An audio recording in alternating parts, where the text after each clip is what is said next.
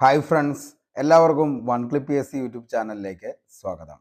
Assistant സെയിൽസ്മാൻ്റെ 31ാമത്തെ ദിവസത്തെ ക്ലാസ്സാണ് നമ്മുടെ ഇന്നത്തെ. ഇതുവരെയും നിങ്ങൾ തന്ന സ്നേഹത്തിനും സപ്പോർട്ടിനും ഒരുപാട് നന്ദി. ഇന്ന് നമ്മൾ ഡിസ്കസ് ചെയ്യാനായിട്ട് പോകുന്ന ടോപ്പിക്ക് ജുഡീഷ്യറി, അതായത് നീതിന്യായ വിഭാഗം. ഈ ടോപ്പിക്കുമായി ബന്ധപ്പെട്ട് PSC എക്സാമുകളിൽ ചോദിച്ച മുഴുവൻ ചോദ്യങ്ങളും അതിൻ്റെ അനുബന്ധ വസ്തുതകളുമാണ് ഡിസ്കസ് ചെയ്യുന്നത്. ക്ലാസ് മൊത്തമായി കാണാനായിട്ട് ശ്രമിക്കുക. അതിനുശേഷം ഇതിൻ്റെ PDF നോട്ട് ലഭിക്കുന്നതിന് വേണ്ടി നമ്മുടെ ടെലഗ്രാം ചാനലിൽ കൂടി ഒന്ന് ജോയിൻ ചെയ്യുക.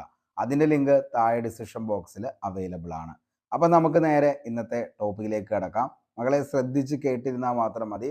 ക്ലാസ് കഴിയുമ്പോൾ ഇതിൽ നിന്നും വരുന്ന എല്ലാ ചോദ്യങ്ങളുടെ ഉത്തരങ്ങളും നിങ്ങൾക്ക് എഴുതാനായിട്ട് പറ്റുന്നതായിരിക്കും. ഓക്കെ, അപ്പോൾ എന്താണ് ജുഡീഷ്യറി അല്ലെങ്കിൽ നീതിന്യായ വിഭാഗം എന്ന് ചോദിച്ചു കഴിഞ്ഞാൽ, ഭരണഘടനയും വ്യക്തിയും ഗവൺമെൻറ്റും തമ്മിലും കേന്ദ്ര സംസ്ഥാന ഗവൺമെൻറ്റുകൾ തമ്മിലും സംസ്ഥാനങ്ങൾ തമ്മിലും ഉണ്ടാകുന്ന തർക്കങ്ങൾക്ക് തീർപ്പ് കൽപ്പിക്കുന്ന വിഭാഗമാണ് ഏതെന്ന് പറയുന്നത് നീതിന്യായ വിഭാഗം അഥവാ ജുഡീഷ്യറി എന്ന് പറയുന്നത്. അപ്പോൾ എന്താണ് ജുഡീഷ്യറി അല്ലെങ്കിൽ നീതിന്യായ വിഭാഗം എന്നതിൻ്റെ ഡെഫിനിഷൻ ചോദിച്ചു കഴിഞ്ഞാൽ, ഭരണഘടനയും വ്യക്തിയും ഗവൺമെൻറ്റും തമ്മിലും കേന്ദ്ര സംസ്ഥാന ഗവൺമെൻറ്റുകൾ തമ്മിലും സംസ്ഥാനങ്ങൾ തമ്മിലും ഉണ്ടാകുന്ന തർക്കങ്ങൾക്ക് തീർപ്പ് കൽപ്പിക്കുന്ന വിഭാഗമാണ് നീതിന്യായ വിഭാഗം അഥവാ ജുഡീഷ്യറി എന്ന് പറയുന്നത്.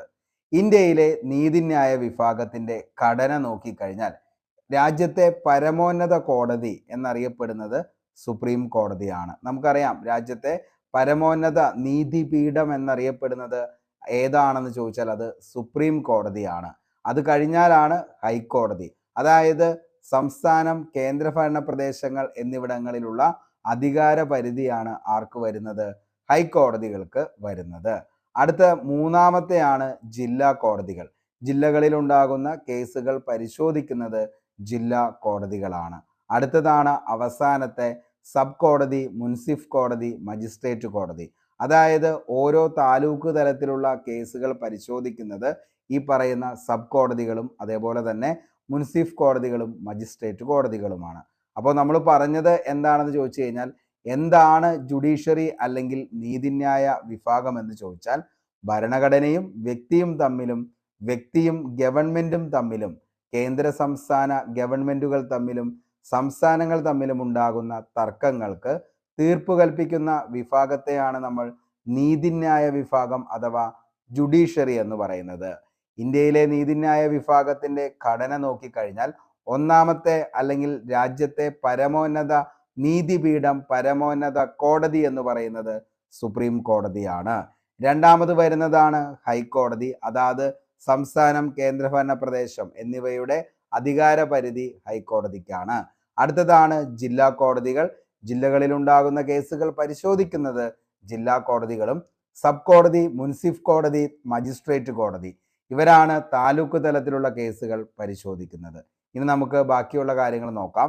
നിയമനിർമ്മാണ വിഭാഗം പാസ്സാക്കുന്ന നിയമങ്ങൾ വ്യാഖ്യാനിക്കുന്നത് നീതിന്യായ വിഭാഗമാണ്. അപ്പോൾ നിയമനിർമ്മാണ വിഭാഗം പാസ്സാക്കുന്ന നിയമങ്ങൾ വ്യാഖ്യാനിക്കുന്നത് നീതിന്യായ വിഭാഗമാണ്. കുറ്റവാളികളെ ശിക്ഷിക്കപ്പെടുകയും നിയമസംരക്ഷണം ഉറപ്പുവരുത്തുകയും ചെയ്യുന്ന വ്യവസ്ഥയാണ് നീതിന്യായ വ്യവസ്ഥ എന്ന് പറയുന്നത്. അപ്പോൾ കുറ്റവാളികളെ ശിക്ഷിക്കപ്പെടുകയും നിയമസംരക്ഷണം ഉറപ്പുവരുത്തുകയും ചെയ്യുന്ന വ്യവസ്ഥയാണ് നീതിന്യായ വ്യവസ്ഥ. ഒരു ഏക സംയോജിത നീതിന്യായ വ്യവസ്ഥയാണ് ഇന്ത്യൻ ഭരണഘടന വ്യവസ്ഥ ചെയ്യുന്നത്. അപ്പോൾ ഇന്ത്യൻ ഭരണഘടന വ്യവസ്ഥ ചെയ്യുന്നത് എങ്ങനെയുള്ള ഒരു നീതിന്യായ വ്യവസ്ഥയാണെന്ന് ചോദിച്ചാൽ, ഏക സംയോജിത നീതിന്യായ വ്യവസ്ഥയാണ് ഇന്ത്യൻ കോൺസ്റ്റിറ്റ്യൂഷൻ വ്യവസ്ഥ ചെയ്യുന്നത്. ഓക്കെ, ഇനി നമുക്ക് ഓരോ ഏറ്റവും വലിയ പരമോന്നത കോടതിയായിട്ടുള്ള സുപ്രീം കോടതിയും ഹൈക്കോടതിയും ജില്ലാ കോടതിയും സബ് കോടതി, മുൻസിഫ് കോടതി ഇവയുടെയൊക്കെ ധർമ്മങ്ങൾ എന്തൊക്കെയാണെന്നുള്ളത്, അതേപോലെ തന്നെ അത് എന്തൊക്കെയാണ് ചെയ്യുന്നത് എന്നുള്ളത് നമുക്ക് നോക്കാം. നിയമനിർമ്മാണ വിഭാഗം പാസ്സാക്കുന്ന നിയമങ്ങൾ വ്യാഖ്യാനിക്കുന്നത് നീതിന്യായ വിഭാഗമാണെന്നുള്ളത് നമ്മൾ പറഞ്ഞു. ഇനി സുപ്രീം കോടതിയെക്കുറിച്ച് നമുക്ക് നോക്കാം. ഇന്ത്യയുടെ പരമോന്നത കോടതിയാണ് സുപ്രീം കോടതി എന്ന് പറയുന്നത്. അപ്പോൾ ഇന്ത്യയുടെ പരമോന്നത കോടതി ഏതാണെന്ന് ചോദിച്ചാൽ അത് സുപ്രീം കോടതിയാണ്. ഇന്ത്യൻ ഭരണഘടനയുടെ സംരക്ഷകൻ, കാവൽക്കാരൻ എന്നൊക്കെ അറിയപ്പെടുന്നതും ആര് തന്നെയാ? സുപ്രീം കോടതിയാ. അപ്പോൾ ഇന്ത്യൻ ഭരണഘടനയുടെ സംരക്ഷകൻ, കാവൽക്കാരൻ എന്നൊക്കെ അറിയപ്പെടുന്നത് ഏത് കോടതിയാ? സുപ്രീം കോടതിയാണ്. അതായത് ഇന്ത്യയുടെ പരമോന്നത കോടതിയായിട്ടുള്ള സുപ്രീം കോടതി. ഇന്ത്യൻ ഭരണഘടനയിൽ സുപ്രീം കോടതിയെക്കുറിച്ച് പ്രതിപാദിക്കുന്ന ഭാഗം വെരി വെരി ഇമ്പോർട്ടൻ്റ് ആണ്. കാരണം സുപ്രീം കോടതിയുടെ ആർട്ടിക്കിൾ ചോദിക്കാറുണ്ട്. അതേപോലെ തന്നെ എന്താണ് സുപ്രീം കോടതി സ്ഥാപിക്കുന്നതിന് വ്യവസ്ഥ ചെയ്യുന്ന ഭരണഘടനാ വകുപ്പായിട്ടുള്ള കാര്യം ചോദിക്കാറുണ്ട്. പക്ഷേ ഇന്ത്യൻ ഭരണഘടനയിൽ സുപ്രീം കോടതിയെക്കുറിച്ച് പ്രതിപാദിക്കുന്ന ഭാഗം അത് റെയർ ആയിട്ടുള്ളൊരു പോയിന്റാണ്. പഠിച്ചു വെച്ചോ. ഭാഗം 5 ഇന്ത്യൻ ഭരണഘടനയിൽ സുപ്രീം കോടതിയെക്കുറിച്ച് പ്രതിപാദിക്കുന്നത്. ഓക്കെ, ഇനി സുപ്രീം കോടതി സ്ഥാപിക്കുന്നതിന് വ്യവസ്ഥ ചെയ്യുന്ന ഭരണഘടനാ വകുപ്പ് ഏതാണെന്ന് ചോദിച്ചാൽ മക്കളെ ആർട്ടിക്കിൾ 124 സുപ്രീം കോടതി സ്ഥാപിക്കുന്നതിന് വ്യവസ്ഥ ചെയ്യുന്ന ഭരണഘടനാ വകുപ്പാണ് article 124. 1935 government of India act അനുസരിച്ച് 1937 ന്യൂഡൽഹിയിൽ സ്ഥാപിക്കപ്പെട്ട ഫെഡറേഷൻ കോടതിയാണ് 1950 സുപ്രീം കോടതിയായി മാറിയത് എന്നുള്ളത് ഓർത്തു വയ്ക്കുക. അപ്പോൾ 1935 ഗവൺമെന്റ് ഓഫ് ഇന്ത്യ ആക്ട് അനുസരിച്ച് 1937 ന്യൂഡൽഹിയിൽ സ്ഥാപിക്കപ്പെട്ട ഫെഡറൽ കോടതിയാണ് 1950 സുപ്രീം കോടതിയായി മാറിയത്. എന്നാണ് സുപ്രീം കോടതി നിലവിൽ വന്നത് എന്ന് ചോദിച്ചു കഴിഞ്ഞാൽ 1950 ജനുവരി 28 സുപ്രീം കോടതി നിലവിൽ വന്നത്. അപ്പോൾ എന്നാണ് സുപ്രീം കോടതി നിലവിൽ വന്നതെന്ന് ചോദിച്ചാൽ 1950 ജനുവരി 28. സുപ്രീം കോടതിക്ക് അധികാരം ലഭിച്ചിരിക്കുന്നത് ഇന്ത്യൻ ഭരണഘടനയിൽ നിന്നാണ്. അപ്പോൾ സുപ്രീം കോടതിക്ക് അധികാരം ലഭിച്ചിരിക്കുന്നത് ഇന്ത്യൻ ഭരണഘടനയിൽ നിന്നാണ്.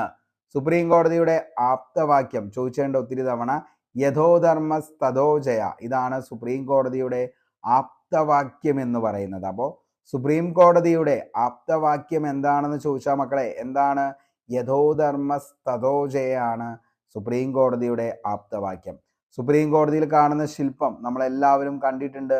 അമ്മയും കുഞ്ഞുമാണ് സുപ്രീം കോടതിയിൽ കാണുന്ന ശില്പം. ചോദിച്ചു കഴിഞ്ഞാൽ ഒരിക്കൽ PSC ചോദിച്ചേക്കുന്ന ചോദ്യമാണ്, അമ്മയും കുഞ്ഞും കാണുന്നത് ശില്പം താഴെ പറയുന്നവയിൽ ഏത് കോടതിയിലാണെന്ന് ചോദിച്ചു കഴിഞ്ഞാൽ അത് സുപ്രീം കോടതിയിലാണെന്നുള്ളത് ഓർത്തു വയ്ക്കുക.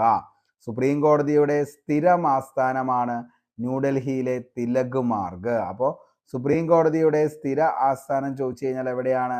ന്യൂഡൽഹിയിലെ തിലക് മാർഗ് എന്നുള്ളത് ഓർത്തു വയ്ക്കുക. സുപ്രീം കോടതിയിലെ ജഡ്ജിമാരുടെ എണ്ണം നിശ്ചയിക്കുന്നത് പാർലമെന്റാണ്. അപ്പോൾ സുപ്രീം കോടതിയിലെ ജഡ്ജിമാരുടെ എണ്ണം നിശ്ചയിക്കുന്നത് പാർലമെന്റാണ്. സുപ്രീം കോടതിയുടെ പിൻകോഡ് എത്രയാണെന്ന് ചോദിച്ചു കഴിഞ്ഞാൽ 110,001 സുപ്രീം കോടതിയുടെ പിൻകോഡ് എന്ന് പറയുന്നത് 110,001. ഓക്കെ, അപ്പോൾ ഇത്രയും കാര്യങ്ങൾ വ്യക്തമായി മനസ്സിലായി എന്ന് കരുതുന്നു. സുപ്രീം കോടതി എന്ന് പറഞ്ഞാൽ ഇന്ത്യയുടെ പരമോന്നത കോടതിയാണ്. സുപ്രീം കോടതി ഇന്ത്യൻ ഭരണഘടനയുടെ സംരക്ഷകൻ, കാവൽക്കാരൻ എന്നറിയപ്പെടുന്നതും സുപ്രീം കോടതിയാണ്. ഇന്ത്യൻ ഭരണഘടനയിൽ സുപ്രീം കോടതിയെക്കുറിച്ച് പ്രതിപാദിക്കുന്ന ഭാഗം ചോദിച്ചാൽ മക്കളെ 5-ാം ഭാഗത്തിലാണ്. സുപ്രീം കോടതി സ്ഥാപിക്കുന്നതിന് വ്യവസ്ഥ ചെയ്യുന്ന ഭരണഘടനാ വകുപ്പാണ് article 124. 1935 government of India act അനുസരിച്ച് 37 ന്യൂഡൽഹിയിൽ സ്ഥാപിക്കപ്പെട്ട ഫെഡറൽ കോടതിയാണ് 1950 സുപ്രീം കോടതിയായി മാറിയത്. സുപ്രീം കോടതി നിലവിൽ വന്നത് 1950 ജനുവരി 28 സുപ്രീം കോടതി നിലവിൽ വന്നത്. സുപ്രീം കോടതിക്ക് അധികാരം ലഭിച്ചിരിക്കുന്നത് ഇന്ത്യൻ ഭരണഘടനയിൽ നിന്നാണ്. സുപ്രീം കോടതിയുടെ ആപ്തവാക്യം നമ്മൾ പറഞ്ഞു യഥോധർമ്മ തഥോജയാണ്. സുപ്രീം കോടതിയിൽ കാണുന്ന ശില്പമാണ് അമ്മയും കുഞ്ഞും. സുപ്രീം കോടതിയുടെ സ്ഥിരമാസ്ഥാനം ന്യൂഡൽഹിയിലെ തിലക് മാർഗാണ്. സുപ്രീം കോടതിയിലെ ജഡ്ജിമാരുടെ എണ്ണം നിശ്ചയിക്കുന്നത് പാർലമെന്റാണ്. സുപ്രീം കോടതിയുടെ പിൻകോഡ് 110,001. 2013 സുപ്രീം കോടതിയുടെ പിൻകോഡ് 110,201 ആക്കുകയും 2013 ലഭിച്ച 110,201 പിൻകോഡ് പോസ്റ്റൽ ഡിപ്പാർട്ട്മെന്റ് 2019 റദ്ദാക്കിക്കൊണ്ട് നിലവിലെ 110,001 എന്ന പിൻകോഡിലേക്ക് മാറ്റുകയും ചെയ്തു. 1950 സുപ്രീം കോടതി നിലവിൽ വന്നപ്പോൾ ജഡ്ജിമാരുടെ എണ്ണം ചോദിച്ചാൽ 8. ചീഫ് ജസ്റ്റിസ് ഉൾപ്പെടെ 1950 സുപ്രീം കോടതി നിലവിൽ വന്നപ്പോൾ ജഡ്ജിമാരുടെ എണ്ണം 8. 2019 ഭേദഗതി പ്രകാരം സുപ്രീം കോടതിയിലെ ജഡ്ജിമാരുടെ എണ്ണം 34. ചീഫ് ജസ്റ്റിസ് ഉൾപ്പെടെ 34 2019 ഭേദഗതി പ്രകാരം സുപ്രീം കോടതിയിലെ ജഡ്ജിമാരുടെ എണ്ണം 34. സുപ്രീം കോടതി ചീഫ് ജസ്റ്റിസിനെയും ജഡ്ജിമാരെയും നിയമിക്കുന്നത് രാഷ്ട്രപതിയാണ്. അപ്പോൾ സുപ്രീം കോടതി ചീഫ് ജസ്റ്റിസിനെയും ജഡ്ജിമാരെയും നിയമിക്കുന്നത് രാഷ്ട്രപതി. സുപ്രീം കോടതി ജഡ്ജിമാർ സത്യപ്രതിജ്ഞ ചെയ്യുന്നത് രാഷ്ട്രപതിയുടെ മുന്നിലാണ്, അല്ലെങ്കിൽ രാഷ്ട്രപതി നിർദ്ദേശിക്കുന്ന വ്യക്തിയുടെ മുന്നിലാണെന്നുള്ളതും ഓർത്തു വയ്ക്കുക. സുപ്രീം കോടതി ജഡ്ജിമാർ രാജിക്കത്ത് നൽകുന്നത് രാഷ്ട്രപതിക്കാണ്. സുപ്രീം കോടതി ജഡ്ജിമാരെ നീക്കം ചെയ്യുന്നതിനുള്ള നടപടിക്രമത്തിന് പറയുന്ന പേരാണ് ഇംപീച്ച്മെന്റ്. ഒത്തിരി തവണ ചോദിച്ച ചോദ്യമാണ്. സുപ്രീം കോടതി ജഡ്ജിമാരെ നീക്കം ചെയ്യുന്നതിനുള്ള നടപടിക്രമത്തിന് പറയുന്ന പേരാണ് മക്കളെ ഇംപീച്ച്മെന്റ്. സുപ്രീം കോടതി ജഡ്ജിമാരുടെ ഇംപീച്ച്മെന്റ് നടപടികളെ കുറിച്ച് പ്രതിപാദിക്കുന്ന നിയമമാണ് ജഡ്ജസ് ആക്ട് 1968. അപ്പോൾ സുപ്രീം കോടതി ജഡ്ജിമാരെ ഇംപീച്ച്മെന്റ് നടപടികളെ കുറിച്ച് പ്രതിപാദിക്കുന്ന നിയമമാണ് ജഡ്ജസ് ആക്ട് 1968. സുപ്രീം കോടതി ജഡ്ജിമാരെ നീക്കം ചെയ്യുന്നതിനുള്ള കാരണമാണ് തെളിയിക്കപ്പെട്ട ദുർവൃത്തി, അപ്രാപ്തി എന്നിവയാണ് സുപ്രീം കോടതി ജഡ്ജിമാരെ നീക്കം ചെയ്യുന്നതിനുള്ള കാരണമെന്ന് പറയുന്നത്. സുപ്രീം കോടതി ജഡ്ജിയെ നീക്കം ചെയ്യുന്നതിനുള്ള പ്രമേയം ലോകസഭയിൽ അവതരിപ്പിക്കണമെങ്കിൽ 100 അംഗങ്ങളുടെ പിന്തുണ വേണം. അപ്പോൾ സുപ്രീം കോടതി ജഡ്ജിയെ നീക്കം ചെയ്യുന്നതിനുള്ള പ്രമേയം ലോകസഭയിൽ അവതരിപ്പിക്കണമെങ്കിൽ 100 അംഗങ്ങളുടെ പിന്തുണ വേണം. രാജ്യസഭയിൽ അവതരിപ്പിക്കണമെങ്കിലോ 50 അംഗങ്ങളുടെ പിന്തുണ വേണം. അപ്പോൾ ലോകസഭയിൽ അവതരിപ്പിക്കണമെങ്കിൽ സുപ്രീം കോടതി ജഡ്ജിയെ നീക്കം ചെയ്യാൻ 100 അംഗങ്ങളുടെ പിന്തുണയും, രാജ്യസഭയിൽ നമ്മൾ സുപ്രീം കോടതി ജഡ്ജിയെ നീക്കം ചെയ്യുന്നതിനുള്ള പ്രമേയം അവതരിപ്പിക്കാനായിട്ട് 50 അംഗങ്ങളുടെ പിന്തുണയാണ് വേണ്ടതെന്നുള്ളതും ഓർത്തു വയ്ക്കുക. സുപ്രീം കോടതി ജഡ്ജിയെ നീക്കം ചെയ്യുന്നതിനുള്ള ഇംപീച്ച്മെന്റ് പ്രമേയം പാസ്സാക്കാൻ വേണ്ട ഭൂരിപക്ഷം സഭയിൽ ഹാജരായി വോട്ട് ചെയ്യുന്നവരിൽ 2/3 ഭൂരിപക്ഷം. ഈ ഭൂരിപക്ഷം സഭയുടെ മൊത്തം അംഗസംഖ്യയുടെ കേവല ഭൂരിപക്ഷത്തിൽ കുറയാനും പാടില്ല. സുപ്രീം കോടതി ജഡ്ജിനെ പുറത്താക്കുന്നതുമായി ബന്ധപ്പെട്ട അനുച്ഛേദമാണ് 124-4. ഇന്ത്യയിൽ ആദ്യമായി ഇംപീച്ച്മെന്റ് നടപടി നേരിട്ട ജഡ്ജിയാണ് ജസ്റ്റിസ് വി രാമസ്വാമി. അപ്പോൾ ഇന്ത്യയിൽ ആദ്യമായി ഇംപീച്ച്മെന്റ് നടപടി നേരിട്ട ജഡ്ജി ആരാന്ന് ചോദിച്ചാൽ ജസ്റ്റിസ് വി രാമസ്വാമി. രാജ്യസഭയിൽ ഇംപീച്ച്മെന്റ് വിധേയനായ ആദ്യത്തെ ജഡ്ജിയാണ് ജസ്റ്റിസ് സൗമിത്ര സെൻ എന്ന് പറയുന്നത്. അപ്പോൾ രാജ്യസഭയിൽ ഇംപീച്ച്മെന്റ് വിധേയനായ ആദ്യത്തെ ജഡ്ജി ജസ്റ്റിസ് സൗമിത്ര സെൻ ആണ്. 2011 കൊൽക്കത്ത ഹൈക്കോടതി ജഡ്ജിയാണ് ആരെന്ന് പറയുന്നത്, ഈ പറയുന്ന സൗമിത്ര സെൻ എന്നുള്ളതും എന്ത് ചെയ്യുക, ഓർത്തു വയ്ക്കുക. സുപ്രീം കോടതി ജഡ്ജിയുടെ വിരമിക്കൽ പ്രായം എത്ര വയസ്സാണ്? 65 വയസ്സാണ് സുപ്രീം കോടതി ജഡ്ജിയുടെ വിരമിക്കൽ പ്രായം. എത്ര വയസ്സാണ്? 65 വയസ്സാണ്. വിരമിച്ച ശേഷം സുപ്രീം കോടതി ജഡ്ജിക്ക് ഇന്ത്യയിലെ ഒരു കോടതിയിലും പ്രാക്ടീസ് ചെയ്യാനായിട്ട് പാടില്ല. ഇപ്പോൾ സുപ്രീം കോടതി ജഡ്ജിയായിട്ട് വിരമിച്ചു കഴിഞ്ഞാൽ എന്ത് ചെയ്യാൻ പാടില്ല? മറ്റൊരു കോടതിയിലും പ്രാക്ടീസ് ചെയ്യാനായിട്ട് സുപ്രീം കോടതി ജഡ്ജിക്ക് പറ്റത്തില്ല. സുപ്രീം കോടതി ചീഫ് ജസ്റ്റിസ് സുപ്രീം കോടതിയിലെ ഒരു വിരമിച്ച ജഡ്ജിയോ അല്ലെങ്കിൽ ഹൈക്കോടതിയിലെ വിരമിച്ച ജഡ്ജിയോ താൽക്കാലിക അടിസ്ഥാനത്തിൽ സുപ്രീം കോടതി ജഡ്ജിയായി നിയമിക്കാം. രാഷ്ട്രപതിയുടെയും അതേപോലെ തന്നെ വ്യക്തിയുടെയും മുൻകൂർ സമ്മതത്തോടെ മാത്രമേ ചീഫ് ജസ്റ്റിസ് ഇത്തരത്തിൽ നിയമിക്കാൻ സാധിക്കുകയുള്ളൂ. സുപ്രീം കോടതി ചീഫ് ജസ്റ്റിസ് ശമ്പളം എത്രയാണെന്ന് ചോദിച്ചാൽ 2,80,000 രൂപയാണ് സുപ്രീം കോടതി ചീഫ് ജസ്റ്റിസിന്റെ ശമ്പളം. ചോദിച്ചാൽ 2,80,000. സുപ്രീം കോടതി ജഡ്ജിമാരുടെ ശമ്പളം 2,50,000. അപ്പോൾ ചീഫ് ജസ്റ്റിസ് ആണെങ്കിൽ 2,80,000, ഇനി ജഡ്ജിയുടെ ആണെങ്കിൽ 2,50,000 ആണെന്നുള്ളത് ഓർത്തു വയ്ക്കുക. സുപ്രീം കോടതി ചീഫ് ജസ്റ്റിസിന്റെയും ജഡ്ജിമാരുടെയും പെൻഷൻ ശമ്പളത്തിന്റെ 50%. അതുകൊണ്ട് തന്നെയാണ് ഇവർക്ക് പിന്നീട് എന്ത് ചെയ്യാൻ പറ്റത്തില്ലാത്തത്, മറ്റൊരു കോടതികളിലും നിലവിൽ പ്രാക്ടീസ് ചെയ്യാൻ പറ്റത്തില്ല. നിലവിൽ ഇത്രയും ശമ്പളം തന്നെ അവർക്ക് എന്ത് ചെയ്യുന്നുണ്ട്, പെൻഷനായിട്ടും കൊടുക്കുന്നുണ്ട്. സുപ്രീം കോടതി ചീഫ് ജസ്റ്റിസിനെയും ജഡ്ജിമാരുടെയും ശമ്പളവും മറ്റ് ആനുകൂല്യങ്ങളും വകയിരുത്തുന്നത് കൺസോളിഡേറ്റഡ് ഫണ്ട് ഓഫ് ഇന്ത്യയിൽ നിന്നാണ്. സുപ്രീം കോടതി ചീഫ് ജസ്റ്റിസിന്റെയും ജഡ്ജിമാരുടെയും മറ്റ് ശമ്പളവും ആനുകൂല്യങ്ങളും വകയിരുത്തുന്നത് കൺസോളിഡേറ്റ് ഫണ്ട് ഓഫ് ഇന്ത്യയിൽ നിന്നാണെന്നുള്ളത് ഓർത്തു വയ്ക്കുക.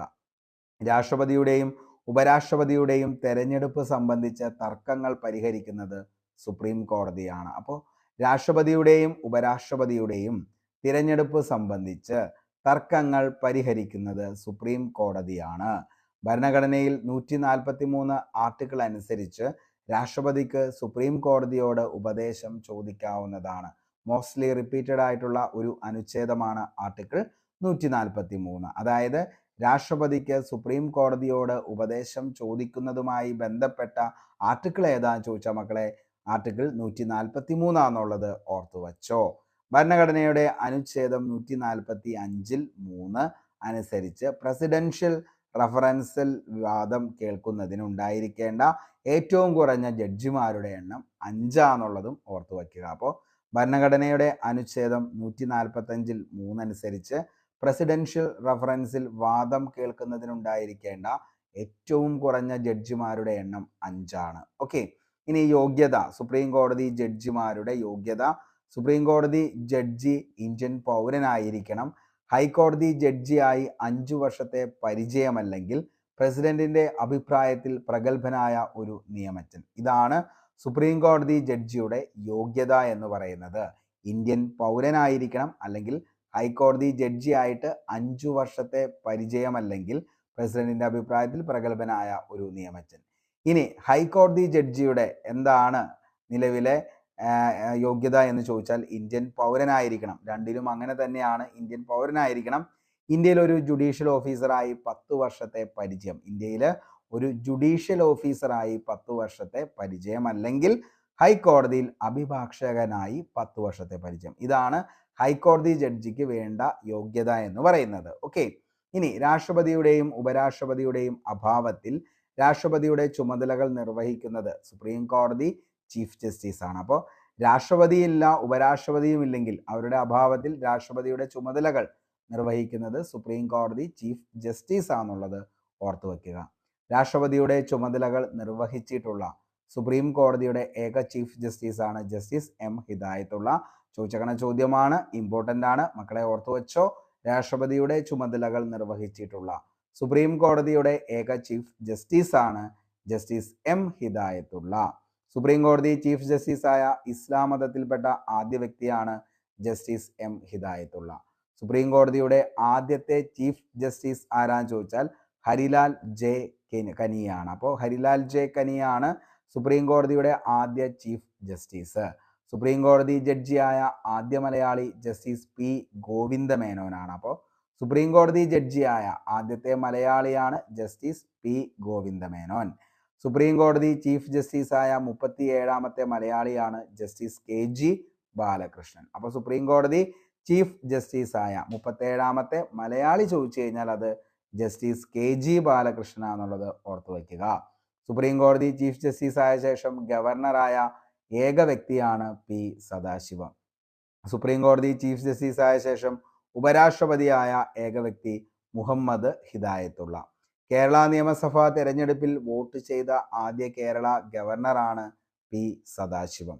ദളിത് വിഭാഗത്തിൽ നിന്നും സുപ്രീം കോടതി ചീഫ് ജസ്റ്റിസായ ആദ്യത്തെ വ്യക്തിയാണ് കെ ജി ബാലകൃഷ്ണൻ. അപ്പോൾ ദളിത് വിഭാഗത്തിൽ നിന്നും സുപ്രീം കോടതി ചീഫ് ജസ്റ്റിസായ ആദ്യ വ്യക്തി ചോദിച്ചു കഴിഞ്ഞാൽ കെ ജി ബാലകൃഷ്ണൻ. ഏറ്റവും കൂടുതൽ കാലം സുപ്രീം കോടതി ചീഫ് ജസ്റ്റിസ് സേവനമനുഷ്ഠിച്ച വ്യക്തിയാണ് ജസ്റ്റിസ് വൈ വി ചന്ദ്രചൂഡ്. 7 വർഷവും 5 മാസവുമാണ് ജസ്റ്റിസ് വൈ വി ചന്ദ്രചൂഡ് ഏറ്റവും കൂടുതൽ കാലം ചീഫ് ജസ്റ്റിസ് സേവനമനുഷ്ഠിച്ചത്. എത്രയാണ്? 7 വർഷവും 5 മാസവും.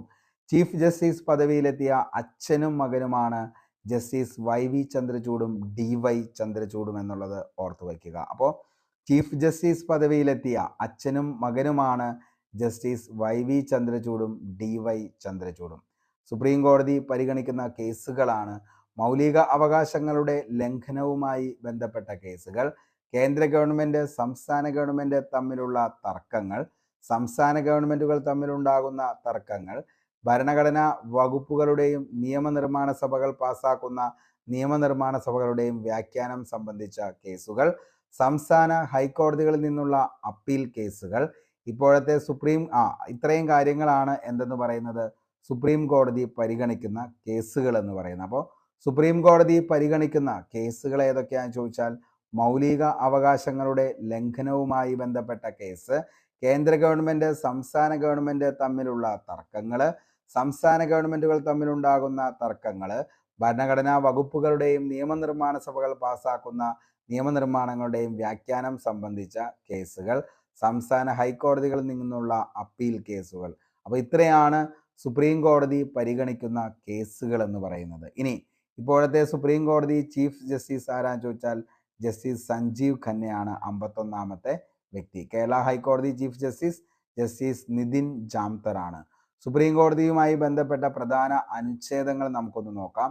അനുച്ഛേദം 124 ഇന്ത്യക്ക് ഒരു സുപ്രീം കോടതി ഉണ്ടായിരിക്കണമെന്ന് അനുശാസിക്കുന്നത് 124 ഇന്ത്യക്ക് ഒരു സുപ്രീം കോടതി ഉണ്ടായിരിക്കണമെന്ന് അനുശാസിക്കുന്ന അനുച്ഛേദം എന്ന് പറയുന്നത്.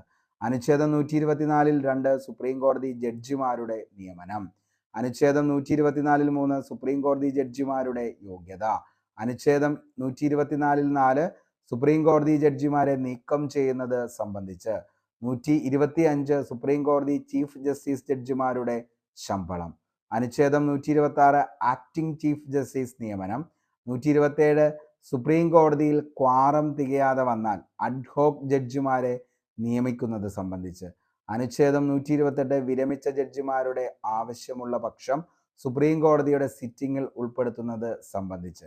അനുച്ഛേദം 129 സുപ്രീം കോടതി ഒരു കോർട്ട് ഓഫ് റെക്കോർഡാണെന്ന് പരാമർശിക്കുന്നു. അനുച്ഛേദം 130 സുപ്രീം കോടതിയുടെ ആസ്ഥാനം ഡൽഹിയിലാണെന്നും രാഷ്ട്രപതിയുടെ അംഗീകാരത്തോടെ ചീഫ് ജസ്റ്റിസ് ഇന്ത്യയിൽ എവിടെ വച്ചും സിറ്റിംഗ് നടത്താമെന്നും അനുശാസിക്കുന്നു. അനുച്ഛേദം 137 സുപ്രീം കോടതിക്ക് അതിൻ്റെ തന്നെ ഉത്തരവുകളോ വിധിന്യായങ്ങളും പുനഃപരിശോധിക്കുന്നതിനുള്ള അധികാരം. 144 ഇന്ത്യൻ ഭൂപ്രദേശത്തിലെ സിവിലോ ജുഡീഷ്യലോ ആയ എല്ലാ അധികാര സ്ഥാപനങ്ങളും സുപ്രീം കോടതിക്ക് സഹായകമായി പ്രവർത്തിക്കണമെന്ന് പറയുന്നതാണ് അനുച്ഛേദം 144. Amicus curiae. അമിക്കസ് ക്യൂറി എന്ന പദത്തിൻ്റെ അർത്ഥം കോടതിയുടെ സുഹൃത്ത് എന്നാണ്. ഫ്രണ്ട് ഓഫ് ദ കോർട്ട് എന്നാണ് അമിക്കസ് ക്യൂറി എന്ന പദത്തിൻ്റെ അർത്ഥം എന്ന് പറയുന്നത്. അപ്പോൾ അമിക്കസ് ക്യൂറി എന്ന പദത്തിൻ്റെ അർത്ഥം എന്താണെന്ന് ചോദിച്ചു കഴിഞ്ഞാൽ കോടതിയുടെ സുഹൃത്ത്. ഒരു കേസിൽ തീർപ്പ് കൽപ്പിക്കുന്നതിനുള്ള വിവരങ്ങൾ നൽകുന്നതിനായി കോടതി സ്വമേധയാ നിയമിക്കുന്ന ആ കേസുമായി ബന്ധമില്ലാത്ത ഒരു വ്യക്തി സ്ഥാപനമാണ് അമിക്കസ് ക്യൂറി. തിരുവനന്തപുരത്തെ ശ്രീ പത്മനാഭസ്വാമി ക്ഷേത്രവുമായി ബന്ധപ്പെട്ട് സുപ്രീം കോടതി നിയമിച്ചത് അമിക്കസ് ക്യൂറിയാണ്, ഗോപാൽ സുബ്രഹ്മണ്യം എന്നുള്ളത് ഓർത്തു വയ്ക്കുക. അപ്പോൾ അമിക്കസ് ക്യൂറി എന്ന് ചോദിച്ചു കഴിഞ്ഞാൽ ഫ്രണ്ട് ഓഫ് ദ കോർട്ട് എന്നാണ്.